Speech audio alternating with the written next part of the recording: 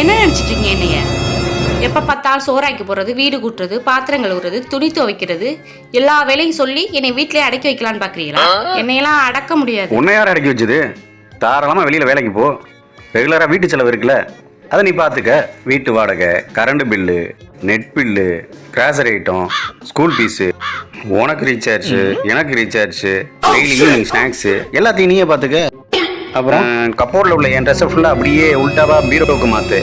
Own dress ஒரு வருஷம் தான் இருக்கணும், மீதி ஃபுல்லாக என் ட்ரெஸ் தான் இருக்கணும். அது மட்டும் இல்லை, என் ஃப்ரெண்ட்ஸ் ஏதாவது ஃபங்க்ஷன் வந்துச்சுன்னு வச்சுக்க, வெளியில் நீ தான் கூட்டிகிட்டு போகணும். போகிற போதும் வரும்போது நீ தான் செலவு. அப்புறம் கௌரவமாக மொய் வைக்கணும். அப்புறம் என் சொந்தக்காரங்க யாராவது வந்தாங்கன்னா அவங்கள நல்லா கவனித்து மட்டன் பிரியாணி, சிக்கன் பிரியாணி ஆக்கி போட்டு ட்ரெஸ்லாம் எடுத்து கொடுத்து அவங்கள சந்தோஷமாக அனுப்பி வைக்கணும். அதே மாதிரி எனக்கு மாதம் மாதம் புது ட்ரெஸ் எடுத்து கொடுத்துடணும். அப்புறம் சண்டே லீவ் வரும்போது எனக்கு வாரத்தில் ஒரு நாள் தான் லீவ் இருக்குது அப்படின்லாம் எனக்கு சொல்லிட்டு இருக்கக்கூடாது.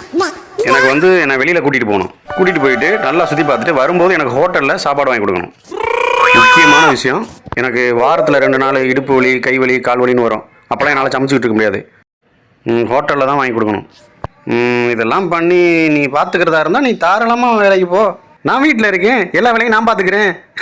நீ என்னை அடக்கி வச்ச மாதிரி ஆயிரும்ல. மாமா, நைட்டுக்கு உங்களுக்கு மட்டன் பிரியாணி செஞ்சு தரவா, சிக்கன் பிரியாணி செஞ்சு தரவா?